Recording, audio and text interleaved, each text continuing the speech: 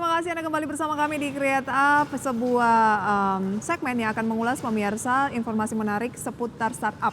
Ya, betul sekali. Dan kali ini di Create Up akan membahas mengenai bentuk ekosistem berdampak ala startup. Sudah tersambung melalui video conference ada Mas Rama Hidayat, beliau adalah founder dan juga advisor dari Icon NTB. Apa kabar Mas Rama? Baik, apa kabar Mas Kabar Vicky, Mbak baik, Prisa? thank you sudah join. Langsung saja nih Mas Rama, apa sih yang menginspirasi Anda mendirikan Icon NTB dan apa sih Icon NTB ini? Thank you Mbak Prisa. Jadi Icon NTB ini adalah ekosistem builder di Nusa Tenggara Barat, provinsi kita di sebelah Bali sedikit. Jadi ada Lombok, ada Sumbawa di sana.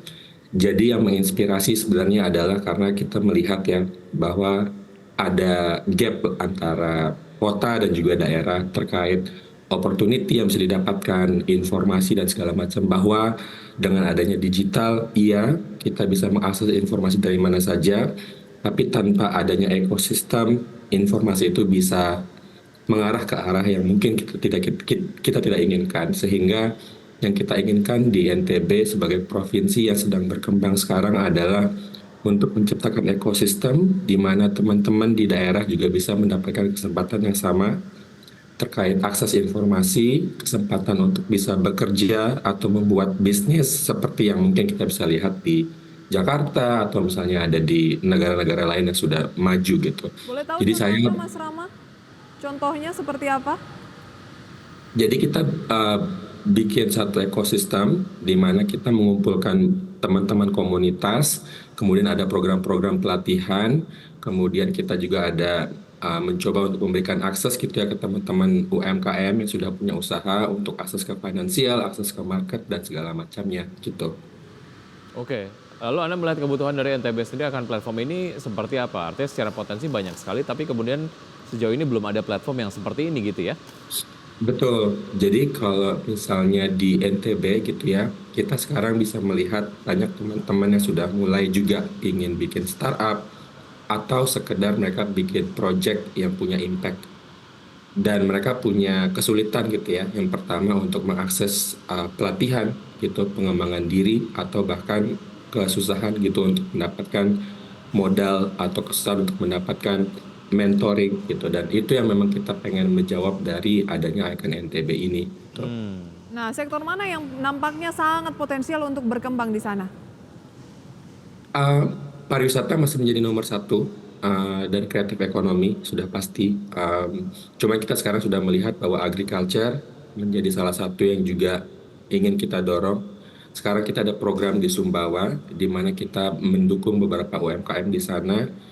Kebanyakan memang masih di agriculture, kopi, beras, ada gula juga. Jadi kita ingin mendorong bagaimana mereka bisa lebih maju gitu ya, bisa ekspor gitu dan bisa mengakses e-commerce dan segala macam. Jadi intinya kita ingin membuat ekosistem di mana mereka bisa terbantu untuk mengembangkan bisnis mereka dengan basis komunitas.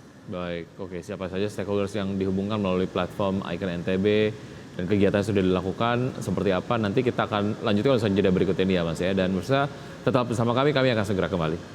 Ya, terima kasih pemirsa Anda kembali bersama kami dan masih bersama dengan Mas Rama Hidayat, founder dan juga advisor dari Icon NTB.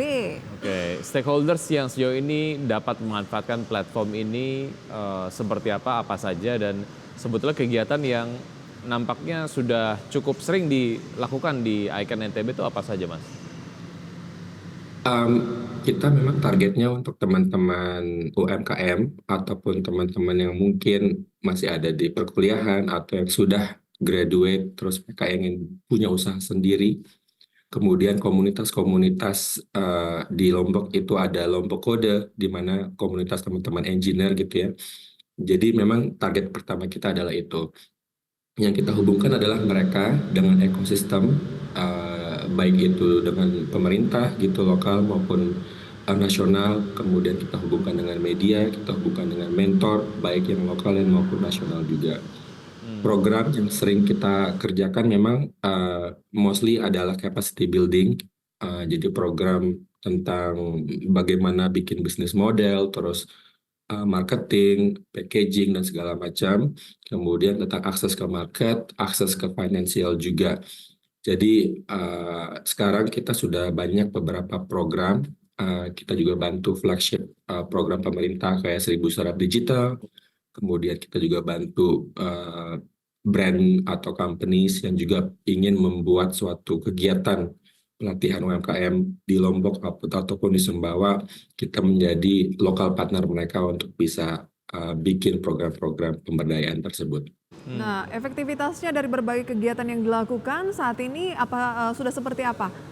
Mengukurnya tuh gimana? Ya, ukuran kita sebenarnya memang dari kompetensi ya. Jadi misalnya kayak sekarang di Sumbawa program kita adalah untuk bisa bikin UMKM naik kelas. Ukurannya adalah misalnya dari mereka yang tidak punya produk, dalam arti produk punya apa namanya packaging gitu ya. Kita ingin supaya mereka nanti setelah program bisa membuat produk yang punya packaging yang oke. Atau misalnya UMKM yang tidak punya NIB gitu ya, izin usaha, bagaimana setelah program selesai mereka akan punya NIB atau izin usaha.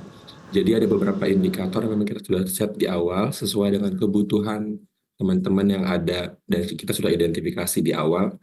Sehingga nantinya ketika selesai program ada satu indikator yang kita sudah bisa checklist dan bisa menjadi salah satu keberhasilan tolak ukur yang kita memang sudah identifikasi di awal.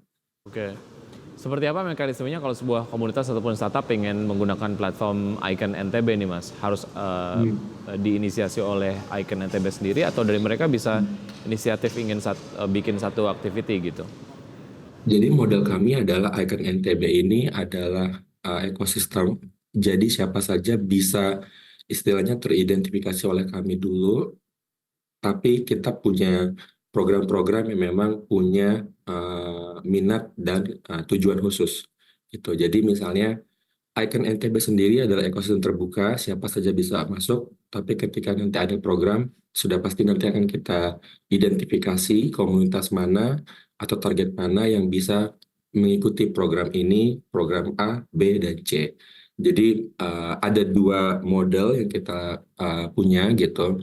Jadi secara umum teman-teman tinggal bisa menghubungi kami lewat Instagram, kita ada kontak juga yang mana mereka bisa pengen dong dapat informasi secara reguler dari Icon NTB sehingga nanti ketika ada program yang memang relevan dan bisa mereka leverage gitu untuk bisa ikut, kita pasti akan informasikan dan mengajak mereka.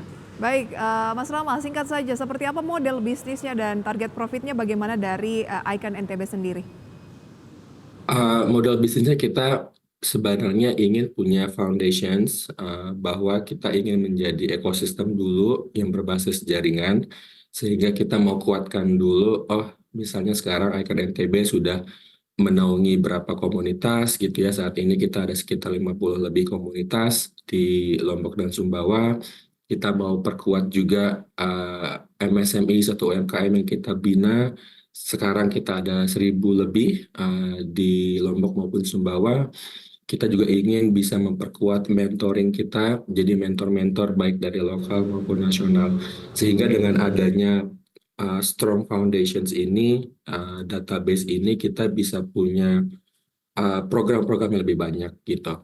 Jadi bisnis modelnya adalah network, kemudian nanti kita ada program-program di mana yang itu yang akan kita menjadi revenue streams gitu ya, yang mana kita bisa bekerja sama dengan tengah berupaya ditingkatkan begitu ya. Baik. Ya, sukses selalu untuk Icon NTB ini dari NTB untuk NTB ya, sangat juga.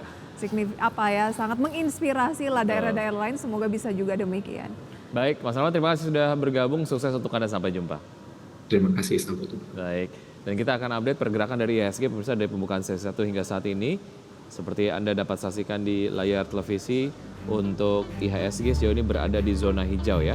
Naik 0,66% di 7.157, didukung dengan penguatan nilai tukar rupiah sebelum jelang rilis data soal suku bunga Bank Indonesia siang ini ya, di 16.164, naik 0,31% dengan deretan saham-saham yang menjadi top gainers dan juga top losers pemirsa, diantaranya adalah sebagai berikut.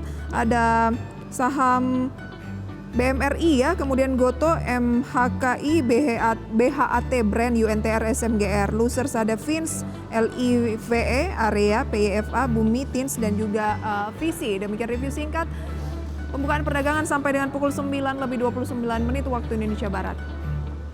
Dan sudah 90 menit kami menemani Anda dalam Power Breakfast. Semoga pembahasan hari ini dapat menjadi referensi dan sumber informasi untuk Anda. Saya Wiki Adrian. Saya Prisa Sombodatu, terima kasih. Sampai jumpa.